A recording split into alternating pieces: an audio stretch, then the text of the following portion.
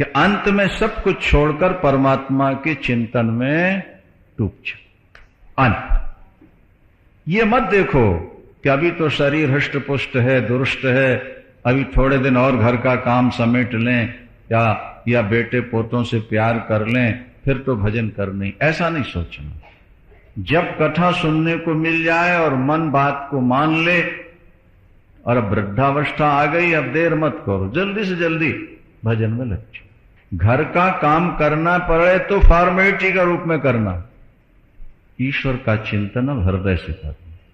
हमारी उल्टी गंगा बहती है कि हम भजन फॉर्मेलिटी के रूप में करते हैं और घर के काम में ज्यादा दिलचस्पी रखते हैं। घर के बारे में हम गहराई से सोचते हैं और भजन ऊपर ऊपर करते हैं।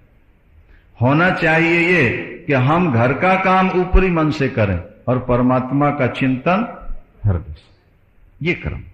अब जब ये निश्चित हो जाए कि स्वर्ग भी जाकर वापस लौटना पड़ता है तो संसार के सुख भी व्यर्थ है और स्वर्ग के सुख भी व्यर्थ है। ईश्वर को प्राप्त करना है। अब जब ईश्वर को प्राप्त करना है तो उसमें सबसे पहले गुरु बनाना है। नव योगेश्वरों में प्रबुद्ध जी कहते हैं कि सबसे पहले ईश्वर की ओर चलने के लिए सबसे पहले गुरु बनाना। और गुरु बनाने का मतलब खाली मंत्र ले लेना नहीं है। और गुरु किसको बनाना, ये बात भी ध्यान रखनी होगी आपको। गुरु बनाते समय दो बातों का ध्यान जरूर रखना, गुरु विद्वान हो और गुरु तपस्वी, जो सदा भजन में लगा रहता हो और शास्त्रों का ज्ञाता हो। शास्त्रों का ज्ञाता होगा तो तुम्हारे संशय निकाल देगा वो, और तपस्वी होगा तो ईश्वर से मिला देगा। शिष्य के अंदर भी खाली ये भावना नहीं होनी चाहिए कि दीक्षा ले लो बस, इससे काम नहीं बने। दीक्षा का मतलब होता है कि गुरु के प्रति अपनी आत्मा जैसा प्यार हो जाए। संत से कितना प्यार करना, बोले जितना अपनी आत्मा से प्यार करते हो उतना। गुरु से कितना प्यार करना है, बोले गोविंद से जितना प्यार करते हो उतना ही गुरु से। दीक्षा लेने के बाद गुरु की सन्निधि में रहकर आचार विचार की शिक्षा प्राप्त करनी और सत्संग करते हुए धीरे धीरे कुसंग से बचना है। दया, मित्रता, नम्रता और प्राणी मात्र की सेवा, पवित्रता, तपस्या, सुख दुख सहने की शक्ति, मौन, स्वाध्याय, सरलता, इन सब को, ब्रह्मचर्य, अहिंसा, इन सबको जीवन में उतारना दीक्षा लेने के बाद। एक व्यक्ति कहता है कि मैं दीक्षा लेना तो चाहता हूं पर पीता हूं, पीना नहीं छोड़ूंगा, दीक्षा चाहता हूं। तो जब स्वयं सोचते हो कि नहीं छोड़ना है, माने भगवान से भी ज्यादा कीमती शराब हो गई कि नहीं। मैं मीट खाता हूं और गुरुजी ने कह दिया दीक्षा लेते ही कि नहीं खाना, तब फिर कैसे गुजारा हो। इसका मतलब यह है कि भगवान से भी ज्यादा प्रिय मीट है। आप दोष छोड़ना नहीं चाहते, इसका मतलब है कि आपको अभी ईश्वर पाने की तीव्र लालसा नहीं है। कोई ऐसी लड़की है जो पति का प्यार तो चाहती है और मायका छोड़ना नहीं चाहती, बोलो। पति का प्यार पाने के लिए उसको मायके का प्यार, ठीक है, नहीं छोड़ना पड़ता है कि नहीं छोड़ना पड़ता। तो इसी तरह ईश्वर को पाने के लिए जीवन के जो दोष हैं उनको भी तो धीरे धीरे छोड़। फिर ठाकुर जी घर में ले आओ, उनकी खूब पूजा किया करो, कथा करो, कथा सुनो, श्रवणम कीर्तनम, और भगवान का कीर्तन भी करो को, और भगवान का ध्यान भी करते रहो। नहीं अपने पास जो कुछ है सब ईश्वर का है, गुरु का है। हमारे पास जो है वो गुरु का है और गोविंद का है, हमारा कुछ नहीं। यत परस्मै निवेदनम, ठीक। फिर भगवान की पूजा करो, बढ़िया बढ़िया पत्र पुष्प फल ला ला करके चढ़ाया करो ठाकुर, भोग राग खूब किया। जो बढ़िया से बढ़िया चीज मिले वो भगवान को लाओ, चढ़ाओ, बांट के सबको भक्तों को खिलाओ, कीर्तन करो। इन नियमों का जब तुम पालन कर लोगे, इसका नाम है साधन भक्ति।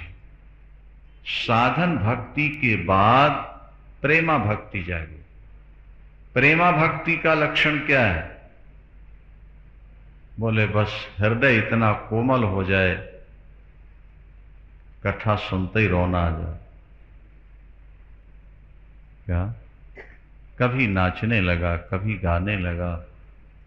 तदर्थे खिल चेष्टितम, समस्त चेष्टाएं उसी के लिए। कथा सुन के आनंद का अनुभव। नृत्यंती गायंती अनुशीलयंती, कभी नाच रहा है, कभी गा रहा है, कभी अनुशील।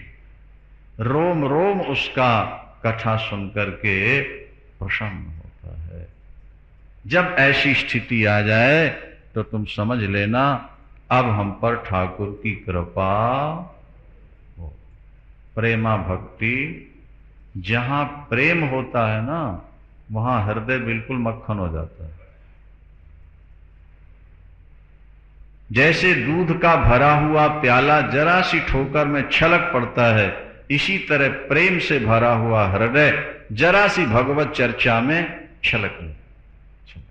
तब समझ लेना कि हमें ईश्वर का प्रेम प्राप्त हो रहा है।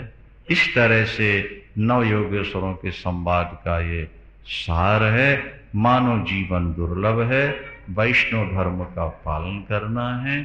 ईश्वर के लिए अगर काम छूटता है तो छोड़ देना है, काम के लिए ईश्वर को नहीं छोड़ना है। अगर हम भजन नहीं करेंगे तो बार बार जन्मना और मरना पड़ेगा। एक बार भजन कर लेंगे, जन्म मृत्यु के चक्कर से हम छूट जाएंगे। पहले हमको साधन भक्ति करनी है, बाद में हमको प्रेमा भक्ति प्राप्त होगी। जैसा हमने पहले भी आपको सुनाया कि कच्चा आम का फल खट्टा होता है। क्या भाई? पक जाने के बाद। लेकिन एक बात ध्यान रखना, अगर कच्चे आम को संभालोगे नहीं तो मीठा रस कभी मिलेगा नहीं। आम का मीठा रस कब मिलता है? जब व्यक्ति कच्चे आम को भी संभाले रहता है, आगे चलकर वो पक जाता है। तो कच्चे आम में रस नहीं है, जब पक जाता है तो रस ही रस। इसी तरह साधन भक्ति में स्वाद नहीं है, लेकिन साधन भक्ति करते रहोगे और वो भक्ति जब पक जाएगी, प्रेमा भक्ति के रूप में बदल गई, तो उसमें रस ही रस भरा हुआ है, फिर उसमें दुख का प्रवेश है। महाराज मन तो लगता नहीं भजन करने में, भजन करने से क्या सार? ऐसी गलती नहीं करनी। मन लगे या न लगे, हमको भजन करना, बस सीधी बात। मन लगे या नहीं लगे। परीक्षा के दिनों में पढ़ाई के लिए मन करे न करे, लेकिन विद्यार्थी को पढ़ाई करना है। रात में नींद के झोंके आते हैं तो कहीं चाय पीता है, कहीं आंखों में छींटे मारता है, घूमता है, फिर पढ़ने बैठ जाता है। वो सोचता है कि अगर इस समय मैंने आलस्य किया तो मेरा साल खराब हो जाएगा। और हम लोग कहते हैं कि विद्यार्थी के आलस्य से एक साल खराब होगा और हमारे आलस्य से हमारे हजारों जन्म खराब हो जाए। जैसे कच्चे आम को भी आम वाला संभालता है, ये सोचकर कि कुछ दिनों के बाद ये और थोड़ा बड़ा होकर के पकेगा, और जब पकेगा तो इसमें रस ही रस होगा। इसी तरह भक्ति में मन लगे न लगे, जबरदस्ती मन को लगाना, लगाते लगाते लगाते फिर वो अपने आप लगने लगेगा, और जब अपने आप लगने लगेगा उसके अंदर रस पैदा हो। रस कहां आता है? जहां मन अपने आप लगता हो। अच्छा आप देखो, गीता पाठ करना हो ना तो उतना रस नहीं मिलता, रामायण पाठ करना हो तो उतना रस नहीं मिलता, और उपन्यास पढ़ने लगे तो क्या जी, अखबार पढ़ने लगे तो, क्योंकि मन चाहता है, जिस वस्तु को मन चाहने लगता है उसमें स्वाद की अनुभूति होती है। नहीं आई बात से? और जहां मन को लगाना पड़ता है वहां स्वाद की अनुभूति नहीं। अभी हम मन को लगाते हैं इसलिए स्वाद नहीं मिल रहा, लगाते लगाते जब वो लगने लगेगा। महाराज कब लगने लगेगा? बोले जब तुम लगाते रहोगे तो थोड़े समय के बाद वो लगने लगेगा। तुम उसको कथा सुनाते रहो, मणिराम को कीर्तन कराते रहो, कीर्तन सुनते रहो, चलते फिरते स्मरण करते रहो, ध्यान करते रहो, कर्म अपने ठीक सुधारते रहो, धीरे धीरे समय आने पर अपने आप उसमें रस की अभिव्यक्ति होने लगेगी, मन लगने लगेगा। हम भजन से उठना चाहें और मन कहे थोड़ी देर और कर लो, ये प्रेमा भक्ति का लक्षण। और हम भजन करने बैठे और मन कहता जल्दी करो,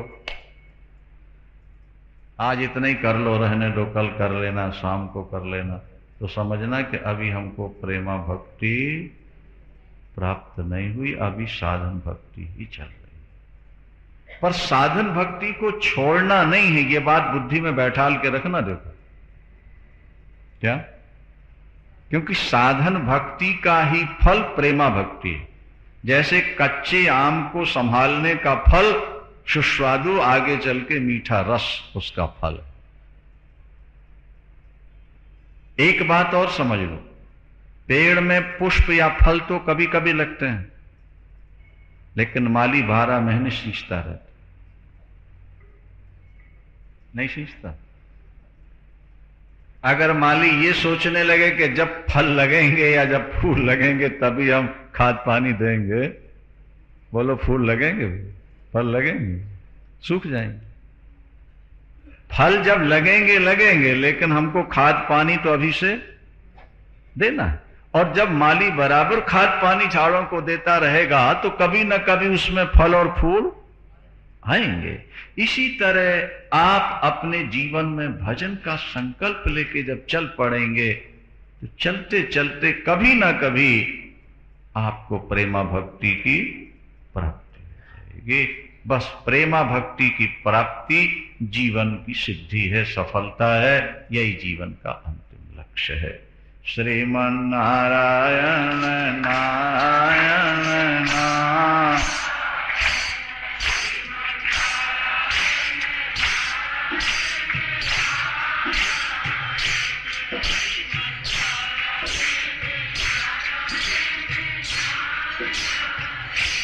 लक्ष्मी नारायण नारायण नारायण।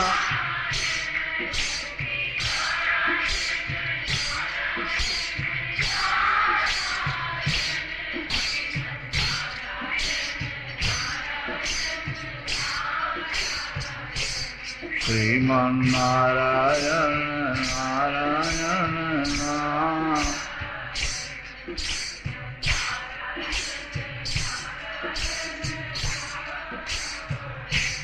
बद्री नारायण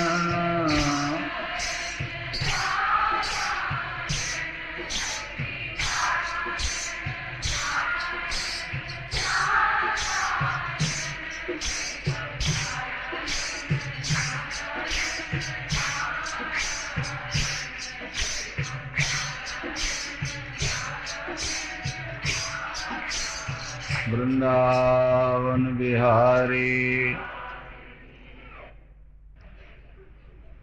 भगवान कृष्ण ने उद्धव जी को बुलाया और उद्धव जी से कहा, ध्यान से सुने बात को, उद्धव जी से कहा भगवान ने कि उद्धव, अब हम लीला समाप्त कर रहे हैं। पृथ्वी का भार उतर चुका है,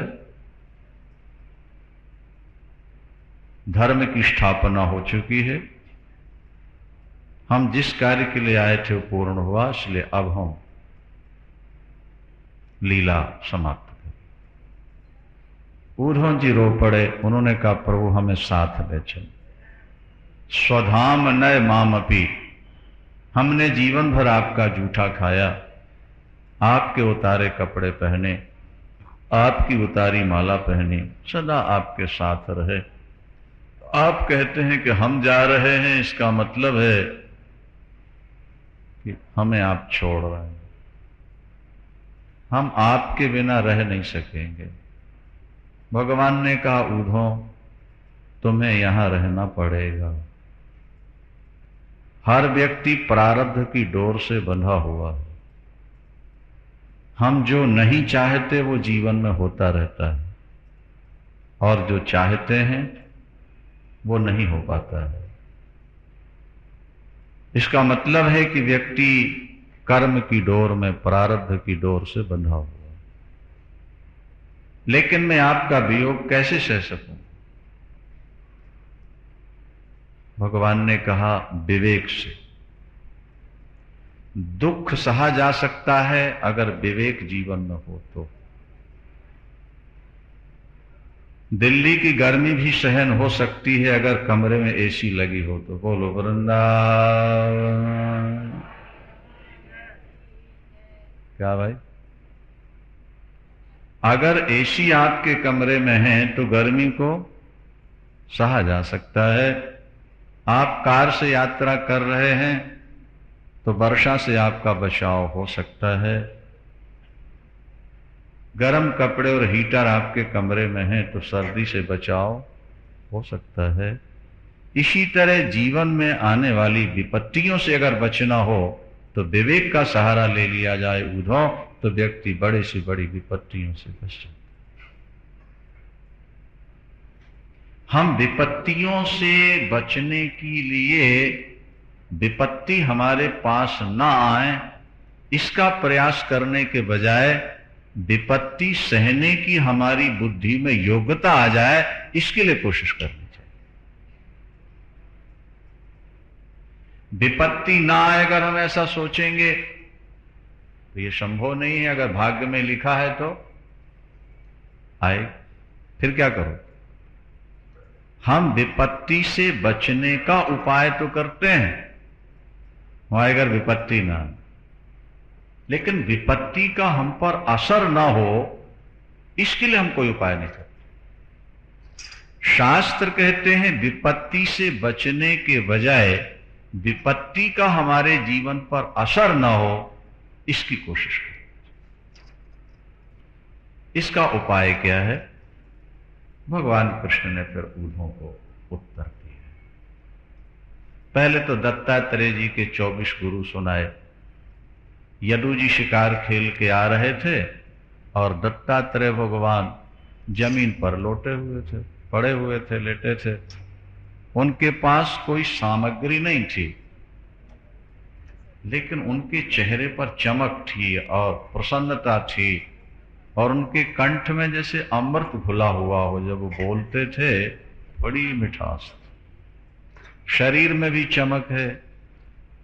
यदु जी के मन में एक जिज्ञासा हुई कि मेरे पास राजपाट, कोष, खजाना, पत्नी, पुत्र, सोल्जर, सिपाही सब है, पर मैं सदा तनावग्रस्त रहता हूं और महात्मा के पास कुछ भी नजर नहीं आ रहा, लेकिन महात्मा बहुत प्रसन्न है। संसार के प्राणी दो आगों से हमेशा जलते रहते हैं। क्या? संसार के प्राणी दो अग्नियों में सदा जलते रहते हैं। कौन कौन सी? जनेषु दह्यमानेषु काम लोभ दवाग्निना। ये दो आग बड़ी खतरनाक। एक तो काम की आग, सेक्स की भूख, इसकी बड़ी भयानक आग है, और दूसरे लोभ, लोभ की आग, अधिक संपत्ति पाने की जो एक लिप्सा है, ये एक आग है जो हर समय व्यक्ति को जलाती रहती। संसार काम और लोभ की आग में जल रहा है, और महाराज आप ऐसे आराम से पड़े हो जैसे गर्मी के दिनों में गंगा की धारा में कोई हाथी पड़ा हुआ हो। हरिद्वार गंगा की धारा, शीतल जल, और हाथी उसमें मस्त। हम जानना चाहते हैं कि हमारे पास सब कुछ है, फिर भी हम तनावग्रस्त हैं। आपके पास कुछ नहीं है, आप तनाव मुक्त हैं। इसका कारण क्या? उन्होंने कहा, यदु गुरुओं से प्राप्त ज्ञान, विवेक, ये हमारी पूंजी है। जिसके पास ज्ञान और विज्ञान रूपी पूंजी है वो व्यक्ति सदा सुखी है। जिसके पास ज्ञान और विज्ञान नहीं है, सारे संसार का राजा बन जाए, वो तनाव मुक्त कभी हो नहीं सकता, सदा टेंशन में रहेगा, सदा जलता रहे। मैंने जीवन में 24 गुरु स्वीकार किए। कौन कह रहे हैं? दत्त। गुरु बनाने का मतलब ये नहीं कि सबसे कान फुकाते रहे, मंत्र लेते रहे। जिनसे हमें भजन की प्रेरणा मिली, जिनसे हमको कुछ शिक्षा प्राप्त हुई, हमने उनको गुरु के रूप में स्वीकार किया। बोलो वृंदावन। दत्तात्रेय भगवान कहते हैं, जिनसे हमको प्रेरणा मिले, जिनकी सन्निधि में आने के बाद हमारा मन ईश्वर की ओर बढ़ने लगे, उनके प्रति गुरु भाव मन में बना लेना लाभकर है। हमने पृथ्वी को गुरु मान लिया, एक क्षमाशील है, लात मारो, थूको, मलमूत्र त्यागो, पृथ्वी टस से मस नहीं। ईश्वर की ओर चलने वालों के जीवन में क्षमा होनी चाहिए। छोटी छोटी बातों में जो उबड़ पड़ते हैं, वे साधन नहीं कर पाए। जल से मधुरता की शिक्षा ली, और अग्नि से जो मिला खाया, उड़ाया, संग्रह नहीं किया। वायु से जहां गए, जहां वैसे हो गए, आगे बढ़े, अपने स्वरूप में। आकाश से आत्मा की व्यापकता की हमने शिक्षा ले ली, हमने उसको गुरु के रूप में स्वीकार कर लिया। कुमारी कन्या को भी हमने गुरु मान लिया। उसके हाथ में कई चूड़ियां थी, वो चावल कूट रही थी, आवाज आती है। चूड़ियां तोड़ती तोड़ती 2-2 चूड़ियां रह गई, तब भी आवाज आती है। जब एक एक रह गई तो भजन करने वाला अकेला रहे, ठीक।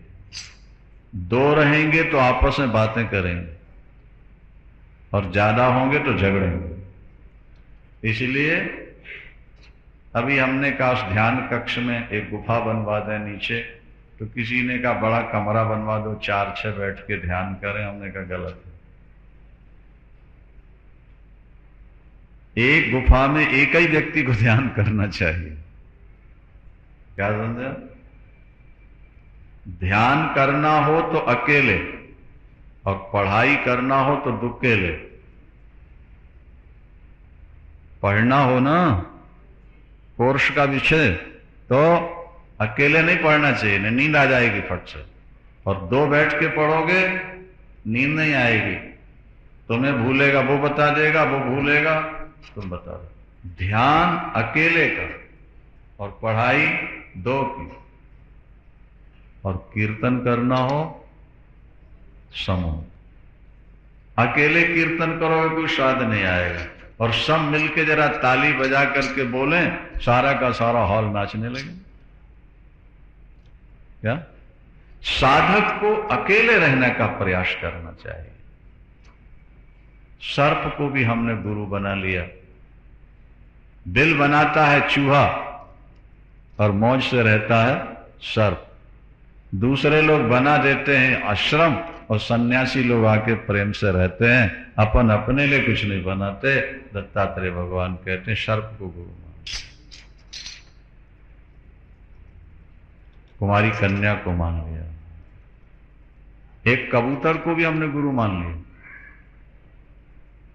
क्यों? बोले कबूतर कबूतरी का प्यार देख करके लगा कि गृहस्थ जीवन बढ़िया है, और वो कबूतरी गर्भवती हुई और गर्भवती होने के दूसरे दिन से घोंसला बनाने की चिंता लगी। एक एक तिनका उठा उठा के,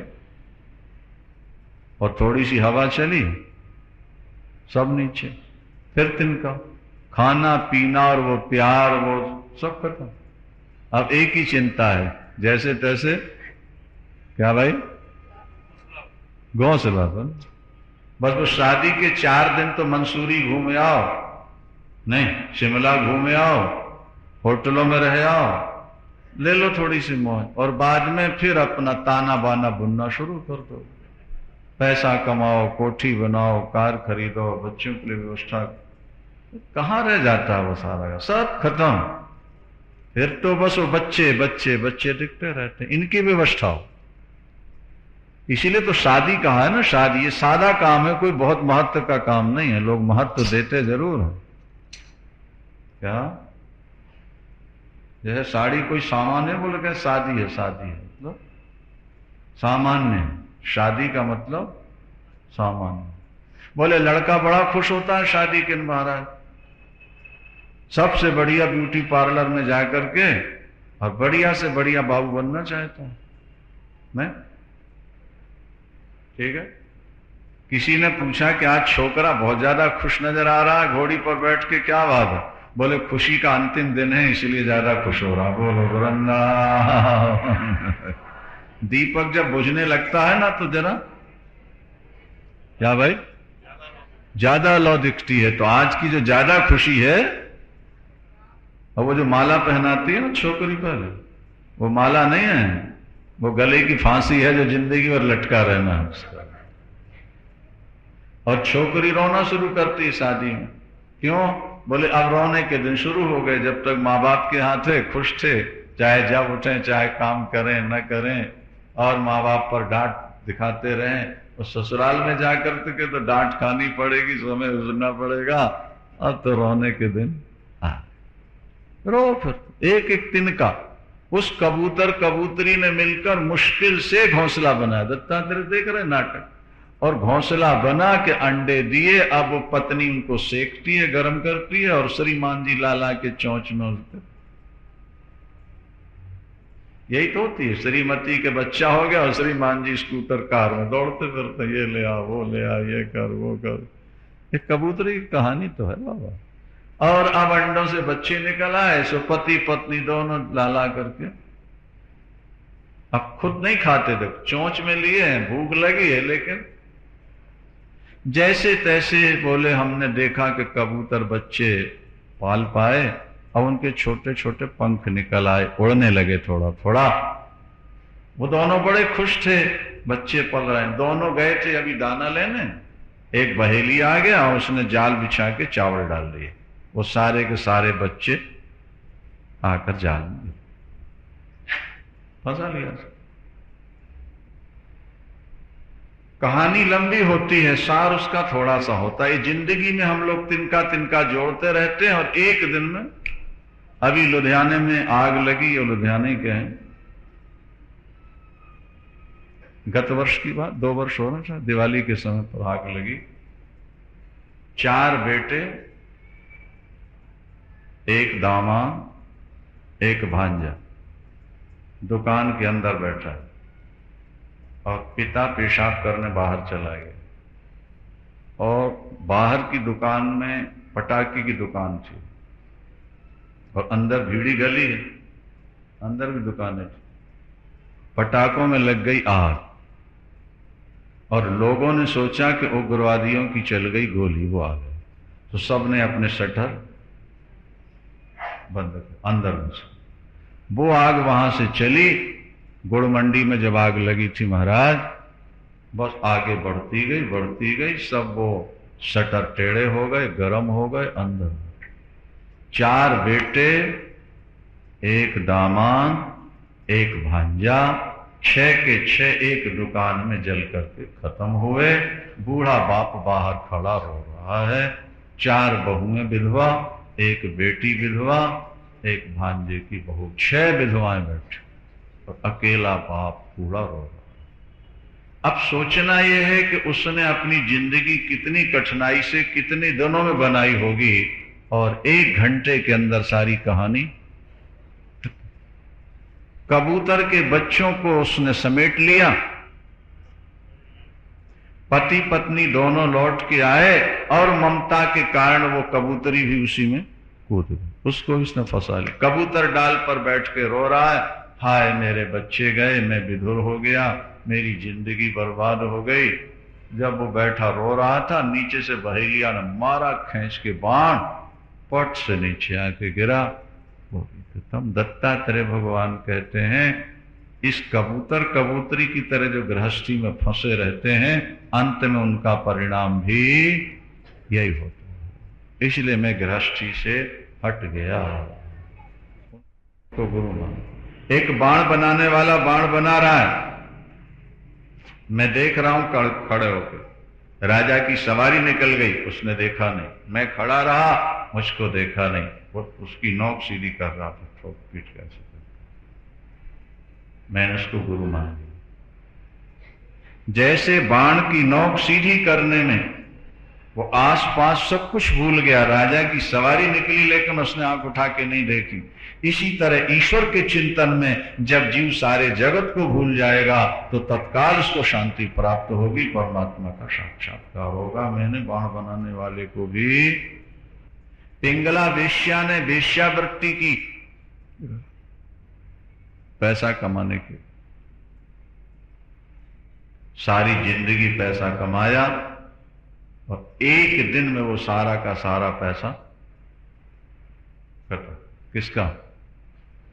पिंगला। एक दिन में उस पिंगला को, वैराग को, अपना शरीर कामी कुत्तों को बेच बेच करके मैंने पैसा कमाया 25 वर्षों में, और वो एक दिन में सारा का सारा नष्ट हो गया। अगर इतनी कोशिश में भगवान को पाने के लिए करती तो बांके बिहारी कब का दर्शन दे गया होता। आशा ही दुख का हेतु है और निराशा ही शांति है। आशा ही परमम दुखम, नैराश्यम परमम सुखम, यथा संचिद्ध कांताशाम सुखम सुश्वाप पिंगला। पिंगला ने अंदर से दरवाजा बंद किया। आज के बाद किसी पुरुष के लिए मेरा दरवाजा नहीं खुलेगा, दरवाजा खुलेगा तो बांके बिहारी ही आएंगे मेरे पति बनकर, अब दुनिया में किसी को पति नहीं। मुड़ गई और भजन में लगी, और महाराज भजन में लगते ही पाप खत्म हो जाते हैं। मृत्यु का समय ठाकुर आके दर्शन देते हैं, उसकी मुक्ति होती है, देवता पुष्प बरसाते हैं और बाजे बजाते। उस पिंगला को मैंने गुरु माना। और 5 ऐसे जानवर हैं जिनसे मैंने शिक्षा ली, उनकी भी कहानी सुनी। मनुष्य के शरीर में 5 ज्ञानेंद्रिय हैं और 5 कर्मेंद्रिय। कितने? 5 ज्ञानेंद्रिय, कर्म। ये 5 ज्ञानेंद्रियों के जो 5 विषय हैं, यही व्यक्ति को नीचे ले जाते हैं। इनके लिए ही व्यक्ति को परेशान होना होता है। देखो, शब्द का व्यसन होता है मृग को। बहेलिया बीणा बजा के मुग्ध करता है किसको? मृग को। बीणा बजाएगा ना तो मग्न हो जाते, और बीणा बजाते फिर बाण मार देता है। रात में दीपक जलता है तो पतंगे आकर गले लगाते हैं सुंदरता को, जल करके ये आंख का विषम हो। और भ्रमर सुगंधी लेते जब कमल के पुष्प में जाता है तो बंद हो जाता है कमल का पुष्प। सूर्योदय होगा तो उड़ जाऊंगा, बीच में हाथी आता है और खत्म। मछली जीव के स्वाद में मारी जाती है और हाथी वासना के चक्कर में मारा। गड्ढा खोद के ऊपर घास बिछा देते हैं और कागज की हथनी बना के खड़ी कर दिया, वह हाथी आता पागल कामांध होके पैर रखा नीचे गया, भूखा प्यासा मार पीट के उसको अपने वश में। दत्तात्रेय भगवान कहते हैं कि एक एक विषय के चक्कर में फंस के ये पांचों जानवर बिना मौत मारे जाते हैं, इंसान पांचों के वश में है। यदो यह शांति से कैसे जी सकता है? इन पांचों विषयों से जब मन हट जाता है तब व्यक्ति की जिंदगी में शांति ही शांति है। हम काम सुख की इच्छा रखते हैं और जब वो नहीं मिलता तो हम ज्यादा दुखी हो जाते हैं।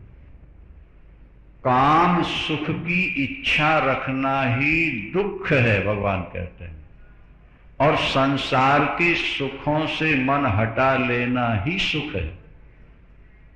भगवान कृष्ण कहते हैं उद्धव, जो संसार के सुख की इच्छा नहीं रखेगा वो सदा सुखी रहेगा, और जो विषयों की इच्छा रखेगा वो सदा दुखी रहेगा।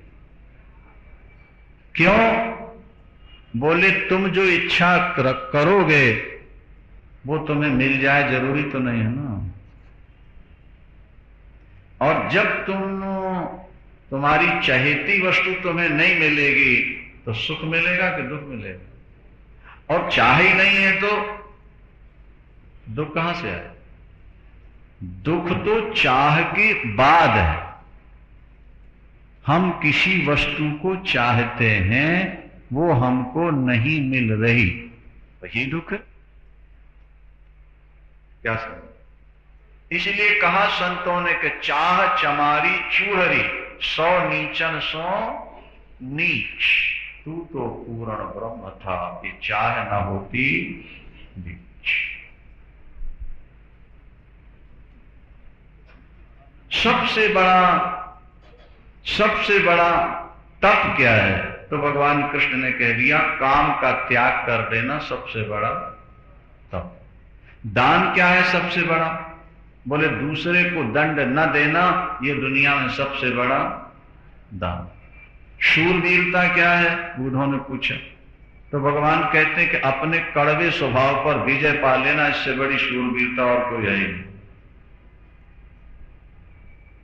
महाराज हमारा स्वभाव थोड़ा गर्म है, हमें क्रोध आ जाता है, कोई उपाय बताइए क्रोध ना आए। लोग पूछते रहते हैं। अपने स्वभाव पर विजय पा लेना माने अगर मालूम है कि यह हमारा स्वभाव गलत है तो उसको बदल देना। बोले इससे बड़ी शूरवीरता और सबसे बड़ा सत्य क्या है? बोले सबको एक दृष्टि से देखना, सब में भगवान को देखना, ये सत्य है। पवित्रता क्या है? कर्म में आसक्ति न होना ही सबसे बड़ी पवित्रता है। और सन्यास किसको कहते? बोले त्याग हो जाए सन्यास होता है। वृंदावन सबसे बड़ा धर्म क्या है? व्यक्ति का सबसे बड़ा सहायक कौन है? लोक और परलोक में सबसे बड़ा सहायक कौन है? भगवान कहते हैं धर्म। तुम्हारा पति तुम्हारा सहायक नहीं बन सकता अगर तुम्हारा धर्म तुम्हारे साथ नहीं होगा। पत्नी तुम्हारी सहायिका नहीं बन सकती, धर्म ही सबको जोड़ के रखता है। जैसे सीमेंट ईंट को जोड़ देता है, इसीलिए धार्मिक पुरुष को सब सहायक। और सबसे बड़ी दक्षिणा क्या है? हीरा मोती सोना चांदी। भगवान ने कहा किसी को ज्ञान दे दो, इससे बड़ी कोई दक्षिणा नहीं। दक्षिणा ज्ञान संदेशा, ज्ञान का संदेश देना ये सबसे बड़ी, ज्ञान का संदेश दुनिया में सबसे बड़ा दान। तब कथामृतो तप्त जीवनो कविभिरीडितो कलमशापहम् श्रवण मंगलम श्रीमदाततो भुवि गृह्णन्ति ते भूरिदा जना। वे दुनिया के सबसे बड़े दानी हैं जो ज्ञान का दान करते हैं। श्रोता उसका मूल्य कभी चुका नहीं सकता, कभी नहीं चुका सकता। अपनी श्रद्धा के सुमन ही व्यक्ति समर्पित कर सकता है। जैसे पारस की कीमत लगाना चाहो, कितनी लगाओगे? दुनिया में हर वस्तु की कीमत हो सकती, लेकिन पारस की कीमत नहीं। हीरा कितने कैरेट का और कितने का है, लेकिन पारस मणि। इसी तरह ज्ञान की कीमत कोई नहीं। सबसे बड़ा दान है, क्या है? ज्ञान का दान। दक्षिणा ज्ञान संदेश। और जीवन का सबसे बड़ा बल क्या है? बोले प्राणायाम परम बल। भगवान के शब्द। जो व्यक्ति प्राणायाम साध सकता है उसके अंदर अपार शक्ति। दुनिया का सबसे बड़ा लाभ क्या है? उन्होंने पूछा। भगवान कृष्ण कहते हैं लाभो मद भक्ति रुत्तमा, मेरी उत्तम प्रेमा भक्ति प्राप्त हो जाए, इससे बड़ा कोई लाभ नहीं है। और हानि सबसे बड़ी क्या है? बोले मानो शरीर पाके भजन न किया जाए, इससे बड़ी कोई। और विद्या सबसे बड़ी कौन है? साइंस, ज्ञान, विज्ञान, डॉक्टरी, इंजीनियरिंग, बोले कुछ नहीं, बेकार है। ये तो पैसा कमाने की कला है। विद्या क्या है? बोले अध्यात्म विद्या विद्यानाम। दुनिया में सबसे बड़ी विद्या है, बोलो अध्यात्म। जिससे आत्मा और परमात्मा की एकता का बोध हो जाए, उसी का नाम विद्या है। बाकी सब पैसा कमाने की कला है। अध्यात्म विद्या प्राप्त। मूर्ख कौन है? जो बिना पढ़ा लिखा है? बोले नहीं, जो शरीर को आत्मा मानता है वो दुनिया में सबसे बड़ा मूर्ख। और सबसे सही रास्ता कौन सा है? बोले मेरे वेद जो कहते हैं वो सबसे बढ़िया रास्ता, उसमें कोई संशय वाली बात। नर्क क्या है? बोले बात बात में गुस्सा आता है तो यही नर्क। और स्वर्ग क्या है? बोले क्रोध कभी नहीं आता। बोले वो व्यक्ति हमेशा स्वर्ग में रहता है। जोर से बोल दो वृंदावन। और सबसे बड़ा भाई बंधु मित्र कौन है? भगवान कृष्ण ने कहा मैं ही हूं सबका भाई बंधु मित्र सगा। और दुनिया में कोई किसी का अपना नहीं, मैं सबका अपना। दरिद्री कौन है? दरिद्री माने जिसके पास पैसा ना हो। भगवान कृष्ण कहते हैं जो असंतुष्ट है, जो लोभी है, वो अरबपति होके भी दरिद्री है। और जिसके अंदर संतोष आ गया है वो गरीब भी धनवान। बोलो वृंदावन। कृपण कौन है? जो दान न करे, नहीं नहीं, जिसने अपनी इंद्रियों पर विजय नहीं पाई वो कृपण। इस तरह उन्हों तुम्हारे प्रश्नों का उत्तर। और बहुत सारे प्रश्न हैं जिनके उत्तर संभव नहीं है। सार यही है कि अपने जीवन को ईश्वर से जोड़ो। अपने जीवन में जो दोष नजर आते हैं उनको निकालने का प्रयास करो। ये जो विषय हैं ये स्लो पॉइजन हैं, ऐसा शास्त्र कहते हैं। इसलिए इनसे बचते रहने का, सत्संग करते रहोगे तो आंखें खुल जाएंगी। कहते हैं बिल्ली अपने बच्चों को 7 घर घुमा दे तो आंखें खुल जाती हैं। बिल्ली की जब बच्चे देती है ना तो उसकी आंखें बंद रहती हैं। कुतिया के बच्चों की आंखें, तो बिल्ली 7 घर घुमाएगी अपने बच्चों को तो क्या होगा? आंखें खुल जाएगी। इसी तरह तुम सातों दिन सत्संग करते रहोगे तो तुम्हारी भी आंखें खुल जाएंगी। बोल दो वृंदावन। सत्संग के बिना आंखें नहीं खुलेंगी। बिनु सत्संग विवेक न होई, बिनु सत्संग विवेक न होई, राम कृपा बिनु। सत्संग के बिना। इसके बाद उद्धव से ने भगवान से रोते रोते पूछा कि प्रभु आप मुझे छोड़ के तो जा ही रहे हो, दयालु ये तो बता दो आपके जाते ही कलयुग आ जाएगा, लोग पाप में फंस जाएंगे, कलयुगी जीवों का कल्याण कैसे होगा ठाकुर। तो भगवान ने कहा कि मैं अपना तेज, अपना स्वरूप श्रीमद् भागवत में रख देता हूं। भागवत मेरा प्रत्यक्ष रूप होगा। जो मेरी कथा सुनेंगे भागवत की, उन पर कलयुग जल्दी हावी नहीं होगा, अंत में उनको परमात्मा की प्राप्ति हो जाएगी।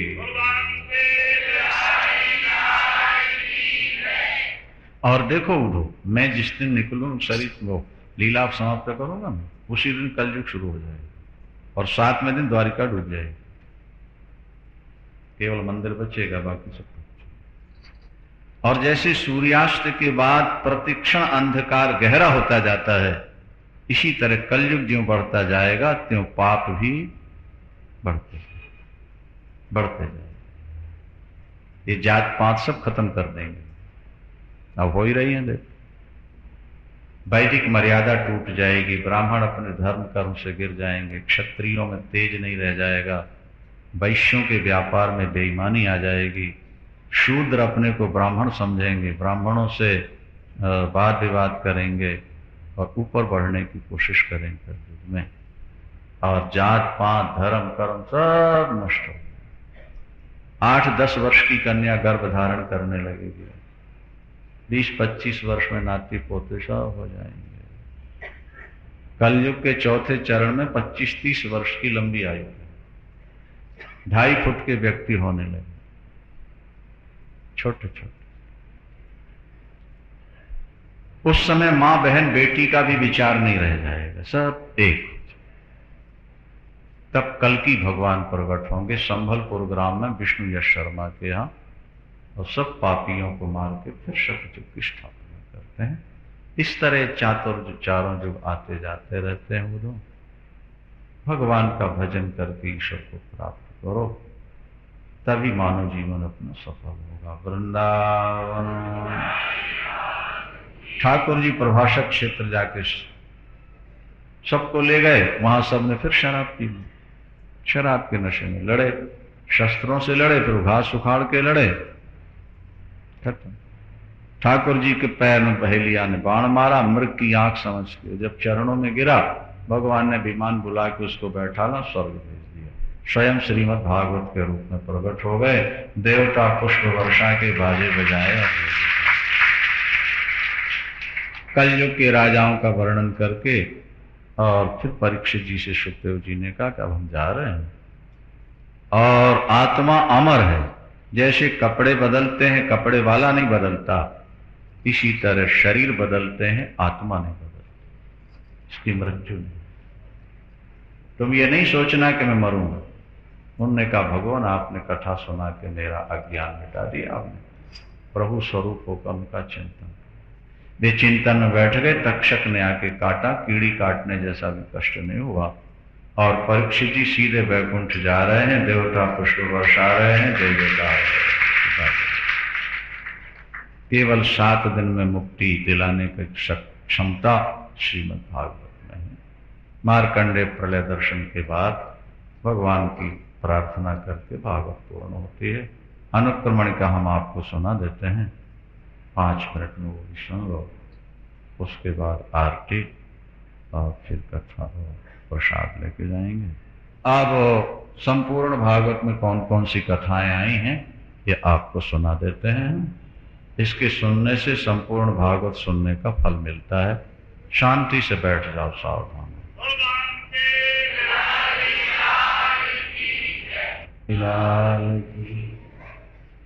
केवल 5 मिनट में अनुक्रमण का सुना कराते कराते हैं। अनुक्रमण का श्रवण का विशेष फल है। श्रीमद् भागवत में 335 अध्याय हैं, 18,000 श्लोक हैं और 12 स्कंध हैं। प्रथम स्कंध में 19 अध्याय हैं, द्वितीय में 10, तीसरे में 33, चौथे में 31, पांचवें में 26, छठवें में 19, सातवें में 15, 8 में 24, 9वें में 24, 10वें स्कंद में 90, 11वें स्कंद में 31 और 12वें स्कंद में 13 अध्याय है। भागवत साक्षात भगवान का शरीर ही है, स्वरूप ही है। प्रथम स्कंद के प्रारंभ में मंगलाचरण है। मंगलाचरण के बाद 24 अवतारों का वर्णन, नारद और व्यास जी का आपस में सत्संग, नारद जी के द्वारा भागवत लिखने की प्रेरणा, पूर्व जन्म नारद जी का, अश्वत्थामा के द्वारा 5 पांडवों को मारने का प्रयास करना और भगवान के द्वारा उनकी रक्षा, और द्रौपदी के 5 पुत्रों का निधन, अश्वत्थामा को पकड़ के लाया जाना और द्रौपदी जी के द्वारा छुड़वा देना, बुआ कुंती के द्वारा महाराज परीक्षित पर ब्रह्मास्त्र का प्रयोग, उनकी भी रक्षा भगवान के द्वारा, बुआ कुंती के द्वारा विपत्तियों का वरदान मांगना और भगवान के द्वारा भक्ति और अनासक्ति का वरदान प्राप्त होना, भीष्म पितामह का महाप्रयाण,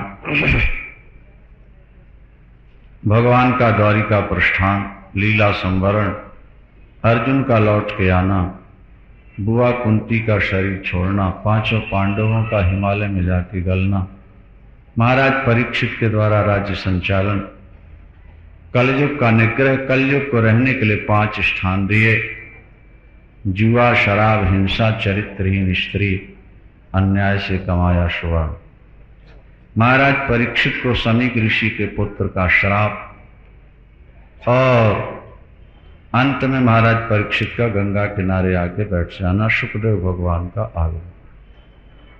शुकदेव भगवान के द्वारा मानव जीवन का लक्ष्य क्या है ये बताना, भगवान के विराट रूप का वर्णन, इंद्रियों की उपादेयता, उपयोगिता, नारद जी के द्वारा भगवान ब्रह्मदेव से सृष्टि विषयक पृष्ठ, ब्रह्मा जी के द्वारा उसका उत्तर, चतुश्लोकी भागवत, विदुरानी के घर भगवान का जाना, सृष्टि का वर्णन, मानसिक सृष्टि के बाद मैथिली सृष्टि में स्वयंभू मनु शतरूपा का उत्पन्न होना, ब्रह्मा जी की नासिका से वराह के रूप में, शूकर के रूप में भगवान का प्राकट, पृथ्वी को पाताल से ऊपर लाना और हिरण्याक्ष का वध करना।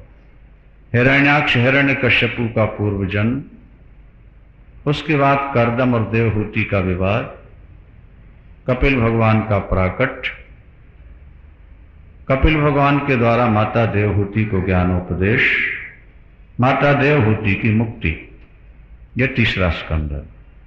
चौथे के प्रारंभ में माता अनसुईया और भगवती सती का चरित्र है, भगवान शंकर, दक्ष प्रजापति, फिर ध्रुव चरित्र है, अंग बेन प्रथु प्राचीन बरही पुरंजन पुरंजनी का उपाख्यान है, उसके बाद दक्षोत्पत्ति, चौथा स्कंद समाप्त।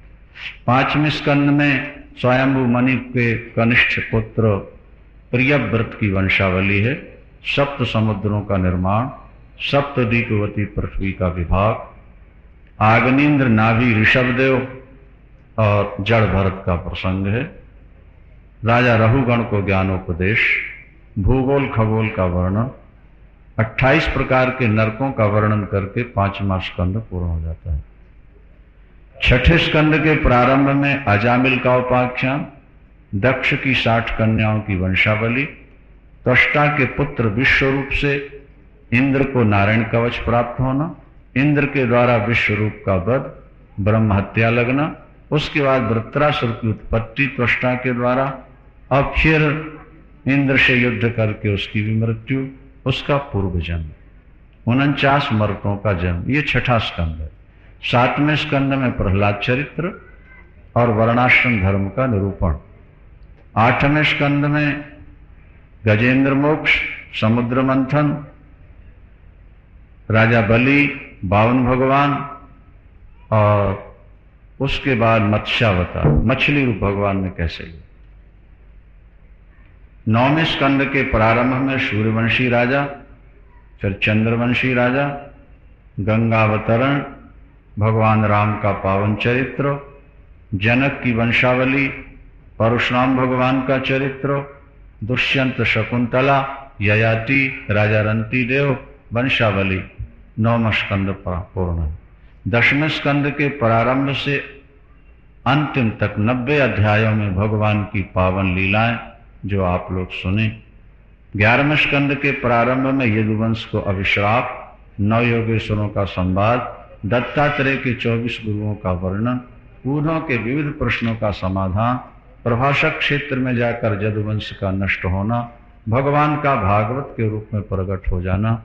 12वें स्कंद में बीते हुए राजाओं का नाम, आगे आने वाले राजाओं का संकेत, कलयुग के धर्मों का वर्णन, वेदों का विभाग, शुकदेव भगवान का प्रस्थान, परीक्षित का मोक्ष, मार्कंडेय को प्रभु का दर्शन, 12 सूर्यों का वर्णन, भगवान की स्तुति करके भागवत जी की पूर्णाहुति है।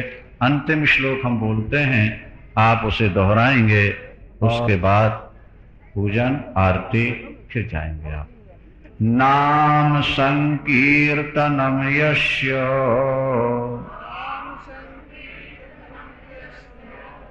नाम संकीर्तनम यस्य सर्व पाप प्रणाशनो प्रणामो दुख शमनशो प्रणामो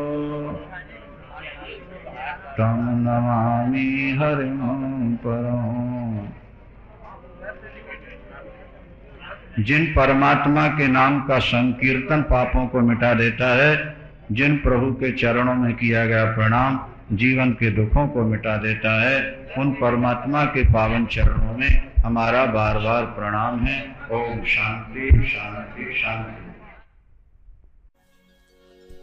श्री भागवत भगवान की है आरती, पापियों को पाप से है तारती। श्री भागवत भगवान की है आरती, पापियों को पाप से है तारती। ये अमर ग्रंथ, ये मुक्ति पंथ, ये पंचम वेद निराला, और ज्योति जगाने वाला। ये अमर ग्रंथ, ये मुक्ति पंथ, ये पंचम वेद निराला, नव ज्योति जगाने वाला।